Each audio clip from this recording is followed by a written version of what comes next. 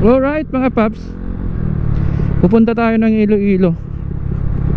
So, uy, yung dito lang, putol-putol mga paps. So update ko kayo mga paps sa kalsada namin dito sa San Joaquin, sa kay Anan, dito sa mga binibilan ng ng mga pasalubong na bandi. So, yan no. Yan, mga pasalubong yan mga paps. Mga bandi, mga matatamis na bandi. Siyempre, kalamay no. Siyempre matamis yan. So update ko kayo sa kalsada namin.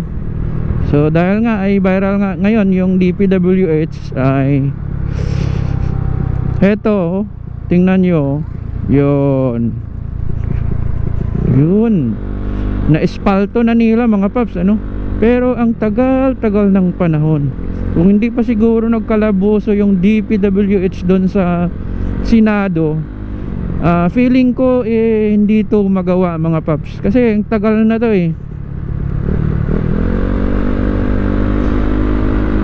Malamang yung budget dito ubos na.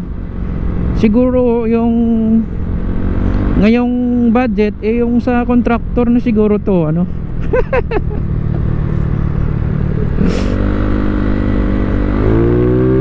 Pero ayos at okay na yung kalsada dito, spaltado na. Masarap na dito bumangking mga paps. So thank you pa rin sa mga DP natin dito sa Panay. Okay pa rin. Wag lang nila tularan doon sa kabilang isla, doon sa Luzon.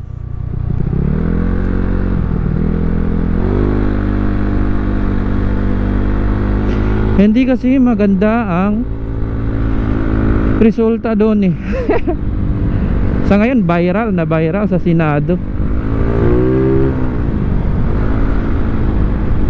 Yun, di ba ang haba na asfalto? Yun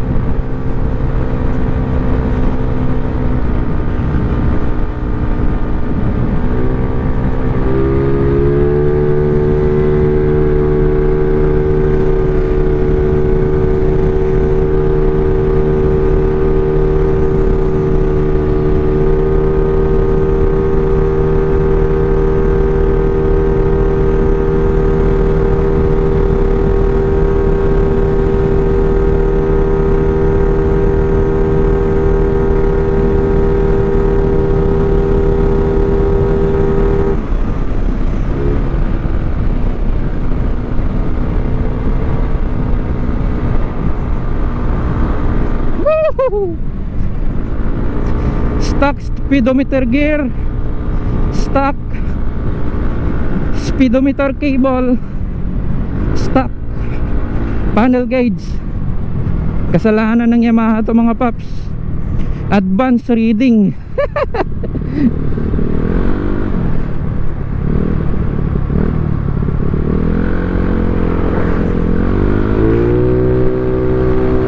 Advanced reading pala yung panel gauge ng Mia mga paps hanggang 140. Ang late ng CC na to. Dapat yung takbo niya is 100 lang o 99 kph lang. 115 cc.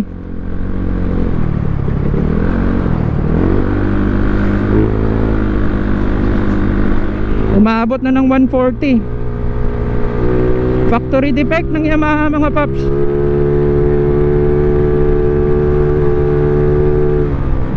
Natsambahan natin.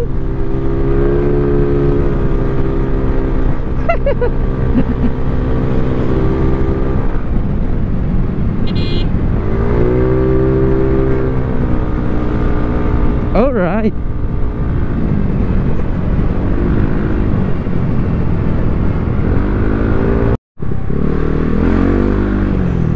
Mga paps, alas 8 pa lang, dito pa lang tayo sa Miag-Ao. Wala na tayong gas, oh.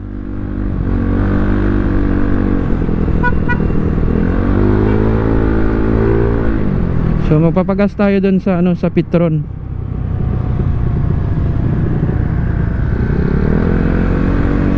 Minsan mga paps, nakakatakot sa bayan yung mga naka-slim bag, ano.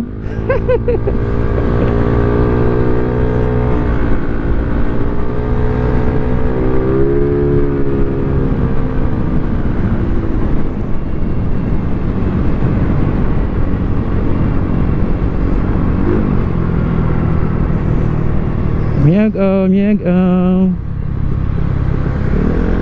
Balita ko ngayon mga paps, sa Sukmed, ipi-phase out na daw si Mio's 40.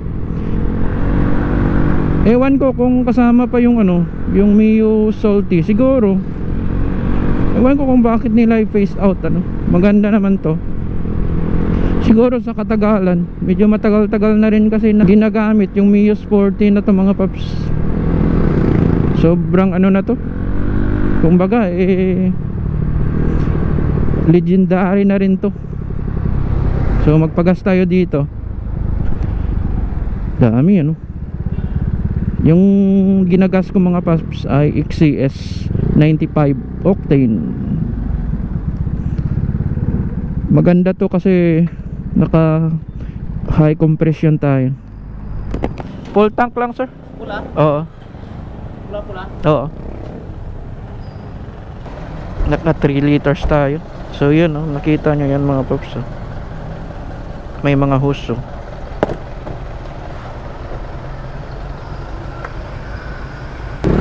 Yamaha Miag-Ao 3 liters 185 pesos. Saan kaya aabot to?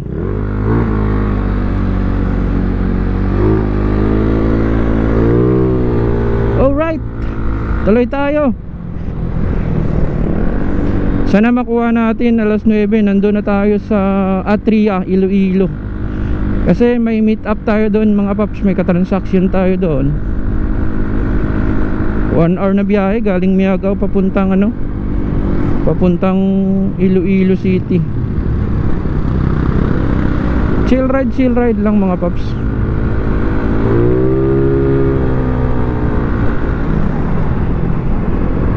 Working day.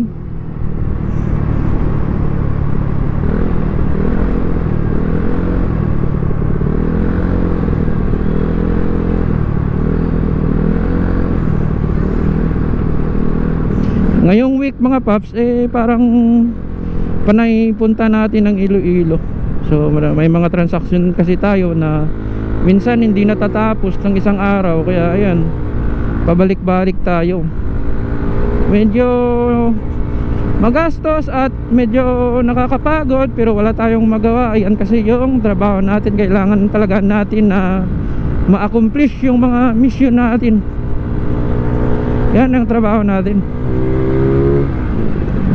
Lunes na pumunta na rin ako, Miyerkules, tapos ngayong Friday. Isang araw na pahinga, ayos na. Pahingaan Martes, tapos Huwebes. Tapos bukas babalik na naman ako ulit dito sa Iloilo. So sasakyan na yung dadalhin natin. Siyempre may mga kasama tayo. Magsusundo tayo siguro sa airport.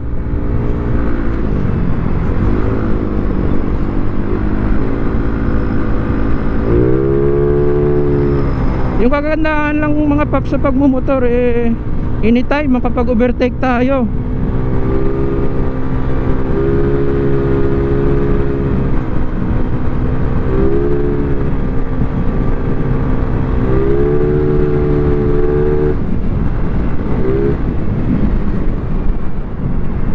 Everest, ganda oh.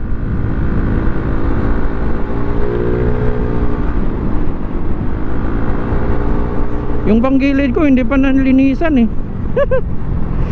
Ewan ko kung ano na yung itsura niyan mga paps.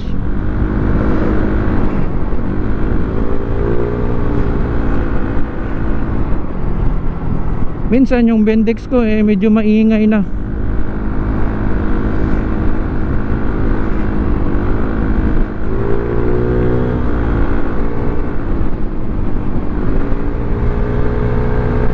CNC Max yung click oh.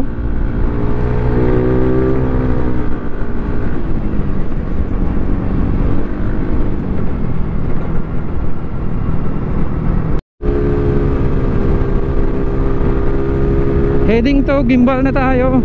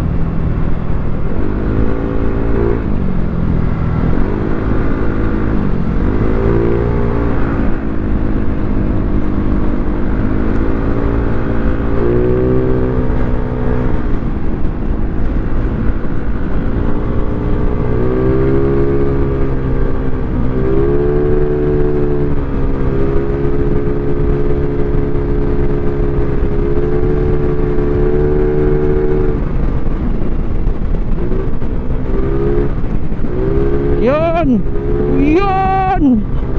Grabe!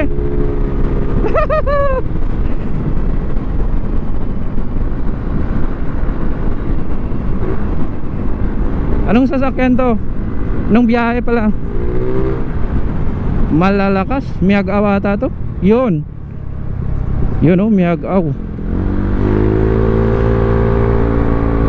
Mga malalakas mga sasakyan dito mga paps sa dito banda sa amin, yung San Joaquin, Lawigan, tapos saka Miyag-aw.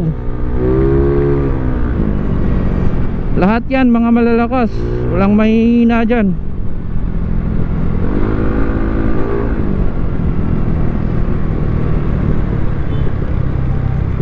Pag mahihina ka dito wala kang pasahirong makukuha.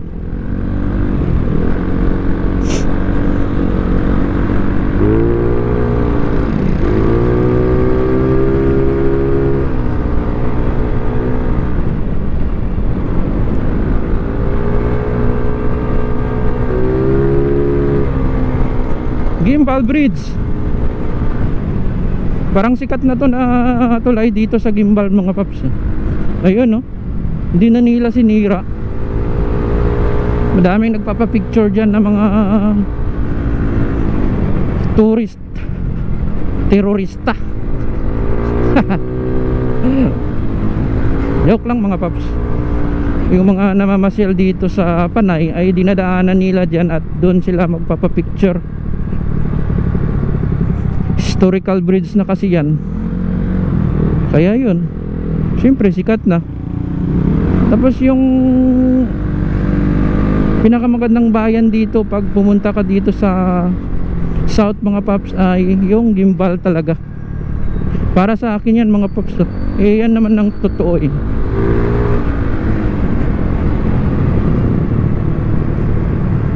Mula Uton hanggang sa San Joaquin, yung gimbal, yung pinakamagandang bayan. Tulad na lang nito ng kanilang plaza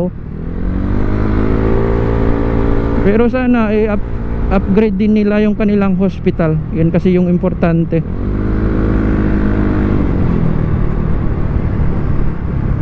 May mga feedback kasi ako na nakikita na hindi maganda yung yung pamamalakad nila dyan sa hospital.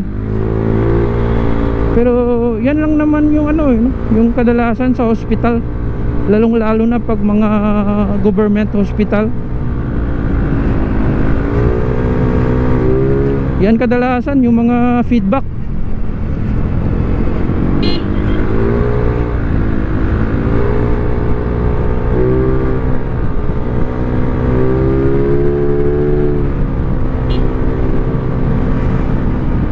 Our little hometown, the town of the rising sun. Uy, kakulay ng plaka ko. Muntik na ako Yan kasi yung iniiwasan ko mga paps yung bubuntot ako sa sasakyan. Para sa akin delikado yan mga paps.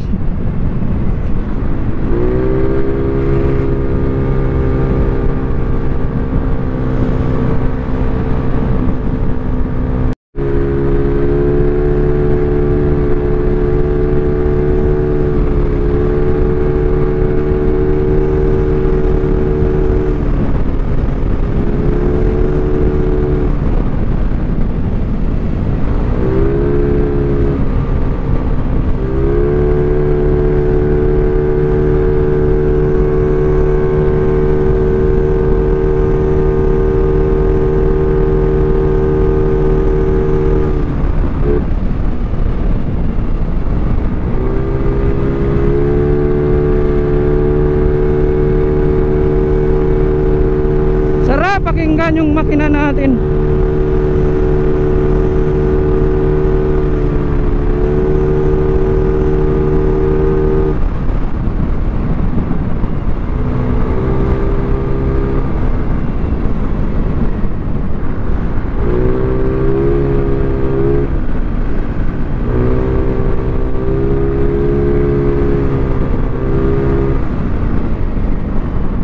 Alright.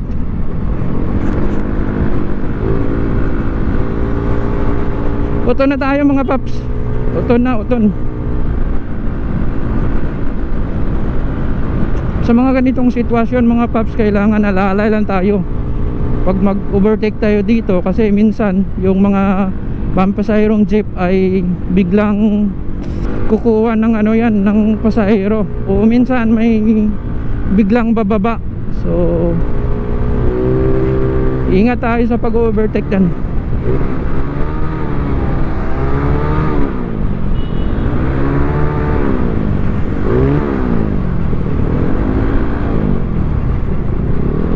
Putol. Putol yung belt.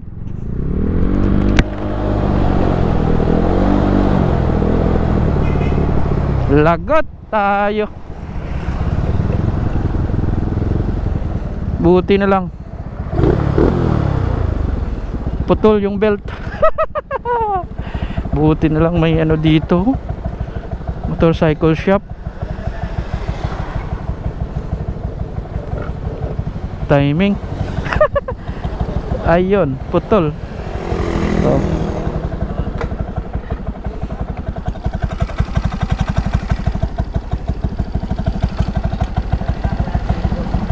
Putod.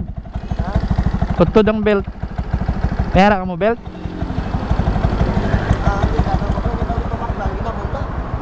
Ha?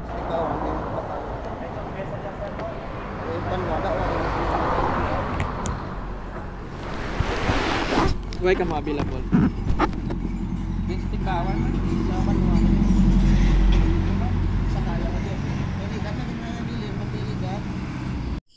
At dito na mga paps, naputol yung belt ko, kaya sinubukan ko yung pinsan ko na tawagan na mag-rescue. Pero ay alanganin siya kasi nasa duty siya mga paps. Kaya naganap lang siya ng rider na maghatid ng fan belt dito sa akin para hindi na ako makaalis mga paps. Pero biglang tumawag yung rider sa akin mga paps na alanganin na siya sa oras dahil alas 9 na. May i-deliver pa siyang Shopee siguro. Kaya yan, yung shop na lang yung naghanap kung saan siya kukuha. Kumuha siya sa Tigbawan mga paps. At thank you Lord, at sila na yung naghatid. Nagbayad na lang ako mga paps sa pamasahe. At ito na mga paps, binuksan na yung panggilid ko. At ito yung resulta. Wasak talaga mga paps. Yun, mainit pa. Yan oh. Wala na yung fan belt natin. Luma na kasi mga paps, kaya ang tendency mapuputol talaga dahil may kalumaan na rin eh.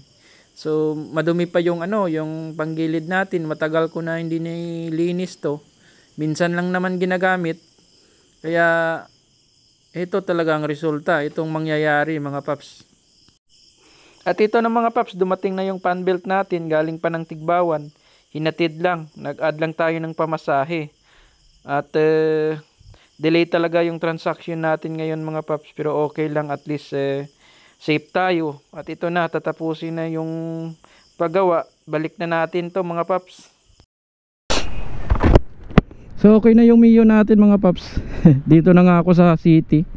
So pumunta ako dito sa GT Mall, Molo. So may transaction lang tayo doon. Saglit, may natid tayo.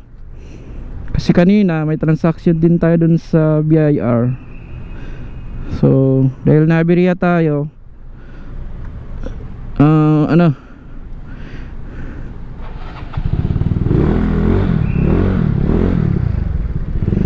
hindi na tuloy, pero okay na rin yun.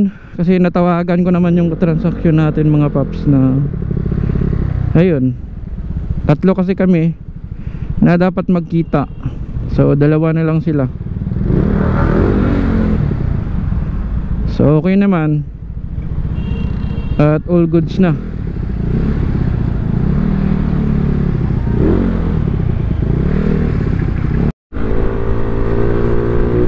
Muntik na tayo madali ng HPG mga paps So nag-overtake ako biglang may lumusot. Akala ko motor lang na HPG pala. Yun na siya Yun.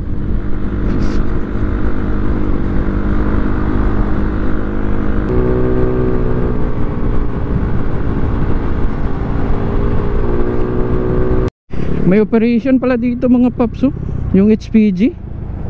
Hindi natin na-open yung camera. Yun dami